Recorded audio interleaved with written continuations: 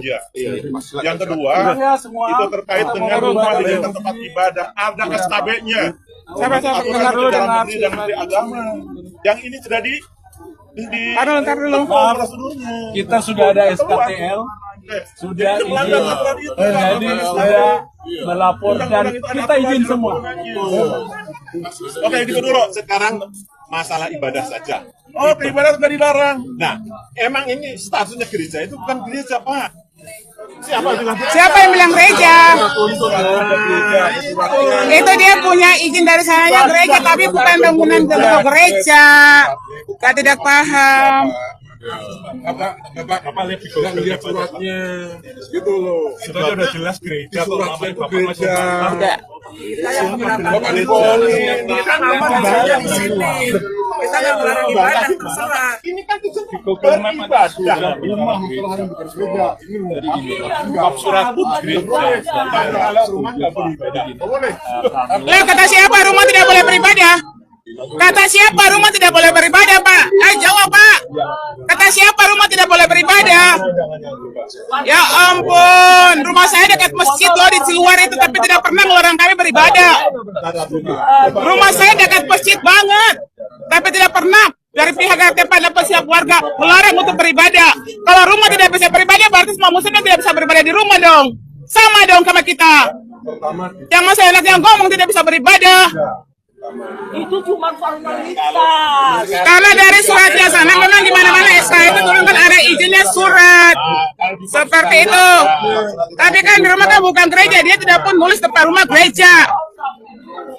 Yang penting kan kalau stempel kopi surat gereja. Semua di mana-mana tanda nama gerejanya. Kan di rumahnya juga tidak ada tulis gereja. Gereja, rumah. Iya, makanya yang dibilang kan, kalau tidak boleh ada gereja, berarti tidak boleh ada masjid, sama dong. Masjid ada, gereja tidak boleh ada, tuh gimana ceritanya? Tidak bisa beribadah di rumah, itu undang-undang dari mana tidak bisa beribadah di rumah? Selalu ada alasan. Tadi Bapak tadi bilang tidak bisa beribadah di rumah, Ibu. Diam, Bapaknya bilang sendiri. Saya masih rekam dong. Saya mau beribadah tidak bisa beribadah, Ibu. Ya sudah, diam aja dulu. Kita tuan rumah.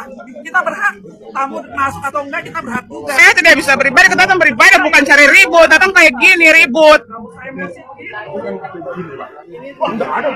Ini provokatornya sangat banyak dari kemarin. Ini kan jalan umum. Ini jalan umum. Oh, kalau buatnya jalan raya Ibu juga jalan raya Ibu dong. Oh, salah. Maafkan aku saudaraku Nasrani, aku tidak bisa mengucapkan selamat Natal. Karena orang yang mengucapkan selamat Natal, maka dia sudah mengakui tiga.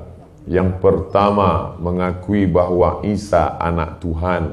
Yang kedua, mengakui bahwa Isa lahir 25 Desember. Yang ketiga, mengakui bahwa Isa mati di palang salib. Ketiga-tiga ini dibantah oleh Al-Quran. Bahwa Isa anak Tuhan dibantah. Laqad kafaral ladzina qalu innallaha salisu salasah. Kafirlah orang yang mengatakan Isa Trinitas dan anak Tuhan.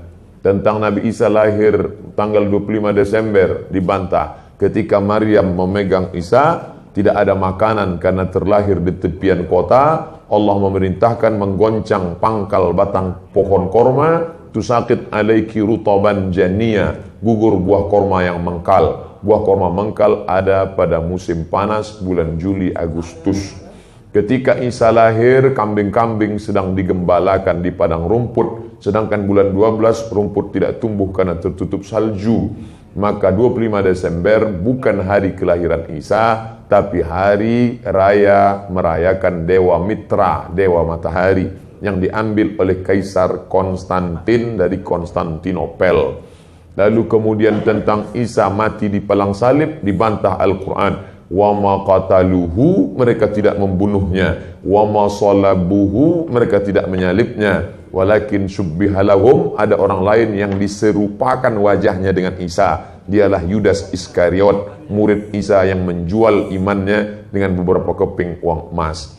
Saya punya kawan Kristen Masehi, tapi dalam masalah hubungan baik, masalah ngasih makanan, masalah beri pakaian, oke. Tapi kalau sudah terkait dengan akidah, wala ana abidu ma'abadtum wala antum abiduna ma'abud lakum dinukum waliyadin. Tentang masalah tahun baru, apakah 1 Januari itu bersih, tidak ada hubung kait dengan agama? Maka tidak benar. 1 Januari 2018 Masehi, seolah-olah Masehi terkait dengan Al-Masih Isa alaihissalam.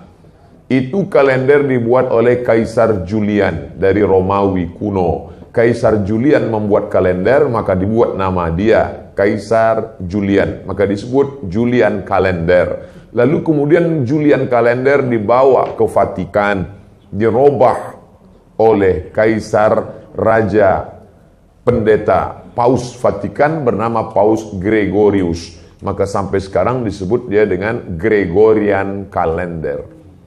Lalu kemudian ketika terbentuk PBB, United Nation, Persatuan Bangsa-Bangsa, bingung mau pakai kalender apa? Di dunia banyak sekali kalender. Maka diseragamkanlah, dipakailah Gregorian Calendar. Yang sebelumnya kita kerajaan Pasundan, kerajaan Demak, kerajaan Riau, Sendripura itu pakai kalender Hijriah, termasuk Yogyakarta pakai kalender Saka karena Sultan Agung Jawa mengkawinkan antara kalender Jawa dengan kalender Hijriah karena ingin mendamaikan antara Jawa dengan Islam. Maka setiap menyambut tahun baru Saka sekaligus menyambut tahun baru Hijriah. Kalender Masehi muncul belakangan, tidak tepat penisbatannya kepada Al-Masih karena Isa tidak tahu menahu tentang itu. Itu murni diambil oleh Kaisar Gregorius yang diambilnya ke Vatikan menjadi Gregorian kalender. Jadi kita menyatakan tahun baru, betul tahun baru, tapi tahun baru Romawi. Tahun baru Romawi, jangan kaitkan kepada Isa alaihissalam. Dia masih terkait. Adapun tahun baru Jepang tak ada terkait dengan akidah. Nah, ini tahun kalender yang baru. Tidak meyakini bahwa dengan kalender yang baru ini nasib berubah menjadi baru. Siapa yang asap malam itu paling banyak mengepul ke atas, maka rezekinya yang paling murah. Lalu membakar ayam sampai 2000 ekor. Nah, oleh sebab itu saya anjurkan anak-anak muda, remaja-remaja masjid, tanggal 31 malam tanggal 1 setiap masjid semuanya buat kajian, iktikaf, zikir, muhasabah supaya jangan keluyuran ke sana kemari. Hanya 2 saja. Anak-anak muda pergi ke masjid mulai jam 10, jam 11, jam 12, jam 1, jam 2 atau habis isya tidur. Saya nggak bisa tidur Pak Ustadz, biasa malam kalau nggak bisa tidur habis isya makan antimo 2. Nguap tidur langsung. Itu saja. Adapun nanti Ustadz malam tahun baru apakah buat muhasabah di masjid? Enggak. Saya berangkat 28, 29 umroh, maka tahun baru di Madinah. Tahun lalu juga begitu. Tapi tahun sebelumnya dibuat acara muhasabah. Wallahu a'lam. Ya, shalom teman-teman semua. Terima kasih sudah menonton video ini. Terima kasih buat dukungan teman-teman semua. Nah, teman-teman, dari awal video kita sudah menyaksikan ya perbuatan-perbuatan kelompok-kelompok intoleran, tindakan-tindakan mereka yang melawan hukum. Nah, teman-teman, seolah-olah perbuatan mereka ini sudah hal yang lumrah dan terlihat seperti sudah tradisi dan budaya mereka untuk melarang ibadah agama lain, teman-teman ya. Nah, teman-teman, kiranya apa yang kita lihat tadi benar-benar jangan terulang lagi. Ini yang perlu kita harapkan. Saya kurang tahu kenapa begitu anti ya mereka dengan perayaan ibadah Natal, khususnya umat Kristen. Kenapa? Apa yang membuat mereka sangat benci dengan umat Kristen, sangat benci dengan hari raya yang dirayakan oleh umat Kristen, khususnya hari raya Natal, teman-teman. Nah, apakah mereka menerima pengajaran-pengajaran dari pendakwah-pendakwah mereka yang mengajarkan mereka, yang mendoktrin mereka untuk membenci hari raya Natal itu? Tentu saja teman-teman, dalam pemikiran saya, sebagai dugaan saya, kemungkinan mereka ini sudah diajarkannya untuk membenci umat Kristen dan membenci ibadah Kristen. Nah, teman-teman, karena mereka berpikir bahwa kita ini melakukan perayaan Natal ini adalah hal yang melanggar hukum agama mereka. Nah, padahal kita tidak pernah ada hubungannya ajaran mereka dengan ajaran kita. Kalau kita merayakan Natal, kalau kita menyembah Kristus, beribadah kepada Tuhan, itu tidak pernah melanggar hukum dalam ajaran mereka. Nah, justru apa yang tercatat di dalam kitab suci kita itu adalah fakta sejarah, dan kita memperingati kematian Kristus, kelahiran Kristus, kebangkitan Kristus, itu sudah tercatat di dalam sejarah peradaban manusia, teman-teman. Sejak abad pertama lahirnya Kristus di Bethlehem, di kota Daud, teman-teman. Dan itu merupakan momen yang luar biasa atas seluruh bumi. Kenapa? Karena yang lahir itu adalah juru selamat, teman-teman. Kristus. Kenapa sampai datangnya juru selamat ke dunia? Karena manusia sudah bobrok perbuatannya dan tidak bisa menyelamatkan dirinya sendiri.